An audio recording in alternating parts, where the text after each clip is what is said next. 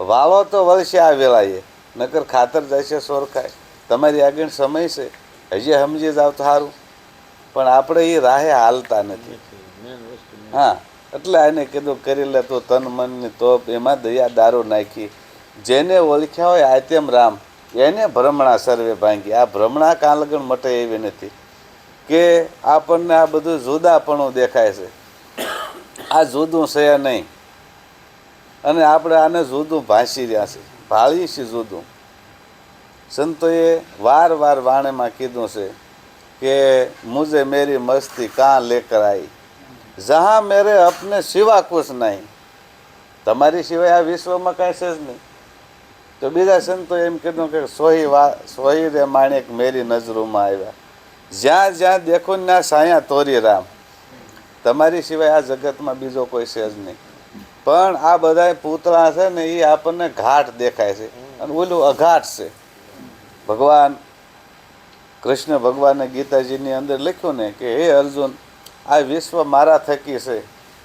આ વિશ્વની અંદર હું સભર ભર્યો છું કે તું આમ હોની અણે અડાડીને એટલું મારી વગરનું ખાલું નથી. પણ આ જગતને મારે કાંઈ લેના દેના નહીં, હું આ જગતથી ન્યારો છું. હવે આને આપણે ગોતવો હોય તો ક્યાં ગોતવો? કે ભાઈ આપણે તરીકમ લ્યો, ઘણ લ્યો, કાંઈ પૃથ્વીમાં ખાડો કરવા માંડો તો એ તમને એમનો કે કલ્યાણભાઈ અહીં મારોમાં, અહીંયા મને વાગે છે.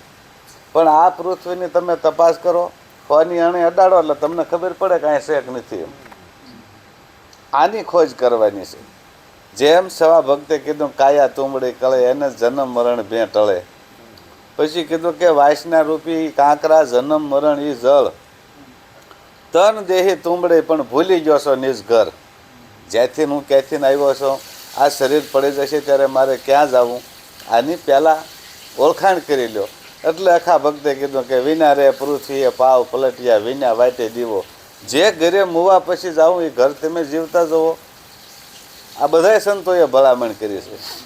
એટલે એને કીધું કે ભાઈ આ સંસાર સાગરમાં કોઈ છૂટા છેડે ફરે, પણ કાઢી નાખે ને કાંકરા તો આ તરત તુંબડે તરે. આપણે ઓછો નથી કરવો આમાંથી, અમુકની વૈધ કરી છે, વજન વાળે થઈ જાય તરે નહીં. એટલે આને કીધું કે ભાઈ આ જેને ઓળખ્યા હોય આત્યમ રામ, એને ભ્રમણા ભાંગી.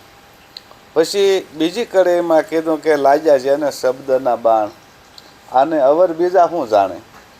વિંધાણા તન મન અને પ્રાણ, એ ઘાયલ ઘાને વખાણે.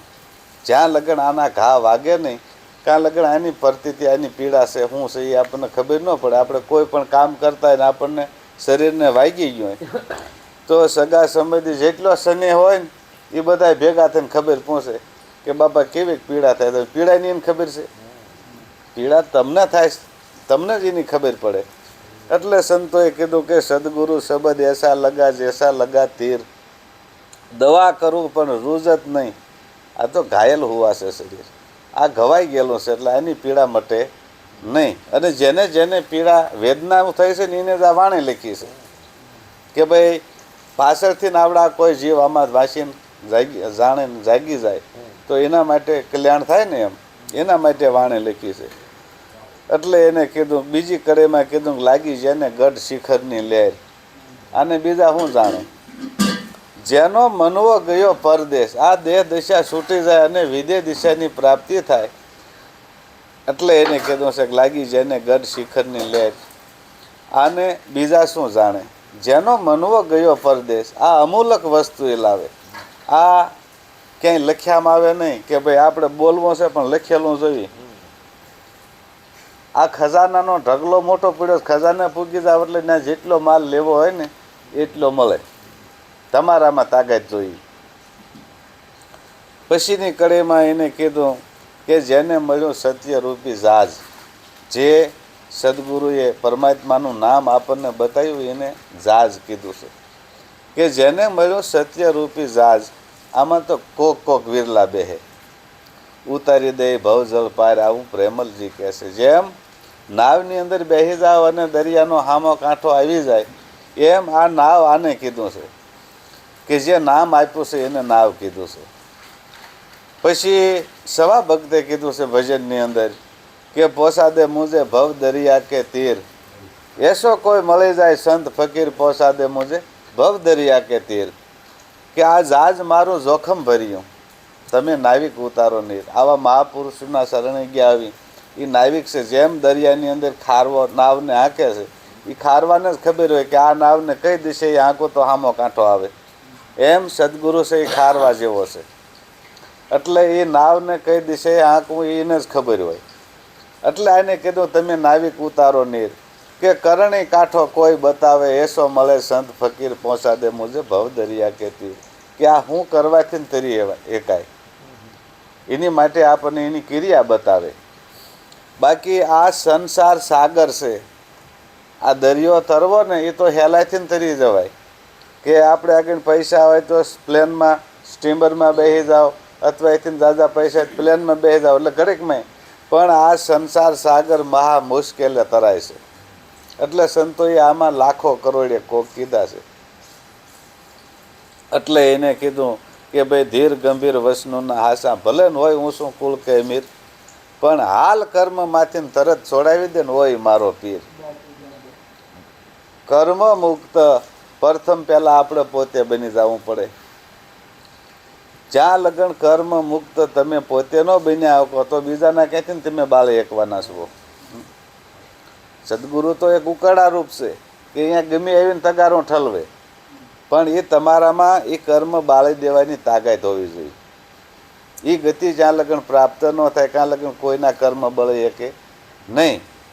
કર્મ બે પ્રકારના સદગુરુની દયાથી બળી જાય છે, કરિયામણ અને સંચિત. પ્રારબ્ધ તમારા હાથે એને બાળવાનો છે. પ્રારબ્ધ જ્યાં લગન નહીં ભોગવાઈ જાય ત્યાં લગન આ જન્મ મરણનો ફાંસ છૂટતો નથી. એ તો જૂનો અનેક જન્માંતરનો ઢગલો પડ્યો છે.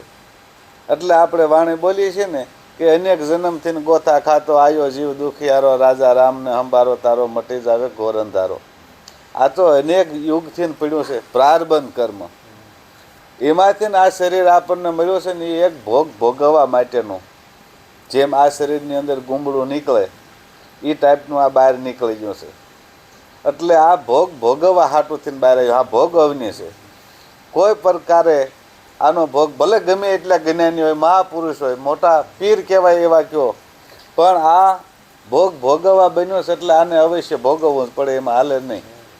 પછી તમે દાંત કાઢીને ભોગવો તોય ભલે, રોઈને ભોગવો તોય ભલે. કે ભાઈ આટલા બધા આપણા ગુરુ જ્ઞાની છે ને આને હાથ કેમ કાપવો પડ્યો? કારણ કે એ ભોગ ભોગવવા આવ્યો છે એટલે ભોગવે જ છૂટક્યો. મટાડી દેવાની સત્તા હોય, આમ હાથ ફેરવે મટી જાય એવી, પણ પાછું બીજા જન્માંતરની અંદર એ ભોગવવું પડે. કર્મ હજારો જન્મે છૂટક્યો નથી કરતું. આપણે જો આ મહાભારતની વાત કરો તો ભીષ્મ આપણે હા ધૂતરાષ્ટ્રને પસા અવતાર લગ્નનું ભાન હતું કે આ લગ્નનો તું માન ભક્ત છો તો મને આ કયા જન્માંતરનું કર્મ લાગ્યું ને મારા એક હારે 100 દીકરા મરી ગયા ને હું આંખે આંધળો. તો એને 51મા અવતારનું હતું. એ સંજયને પૂછ્યું એટલે એને કીધું કે ભાઈ 51ના અવતારની અંદર તમે પારાધી હતા, તમને શિકાર ન મળ્યો એટલે ઝાડ માથે પક્ષી બેહવા દીધા ને કાંટા ભેગા કરીને દિહાળે મૂકી. એ અંજાઈને મીર્યા ને એમાં પીડ્યા, એનો તમને અંધાપો થયો અને હોય હો તમારે ને અવતર્યા છે. એટલે અવતાર લગ્નનું એમને ભાન હતું, પણ આ તો તોય જોવા 51મા અવતારનું હતું તોય નો છૂટક્યો કર્યો. એટલે કર્મ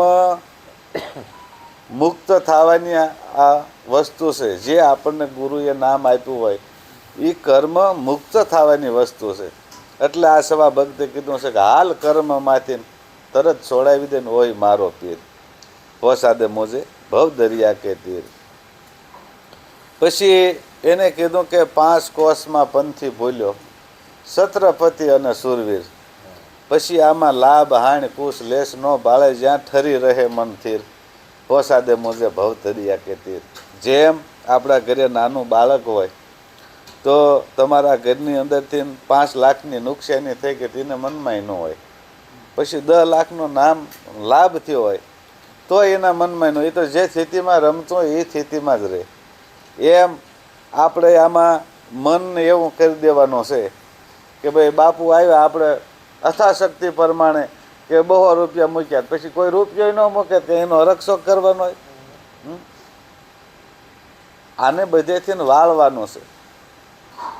જ્યાં લગન આ હરાયા ઢોર જેવું સંતોએ કીધું છે આ ભટેક ભટેક કરશે ત્યાં લગન આ અધોગતિનો પાયો મટવા દે એમ નથી. એટલે આ બધા સંતોએ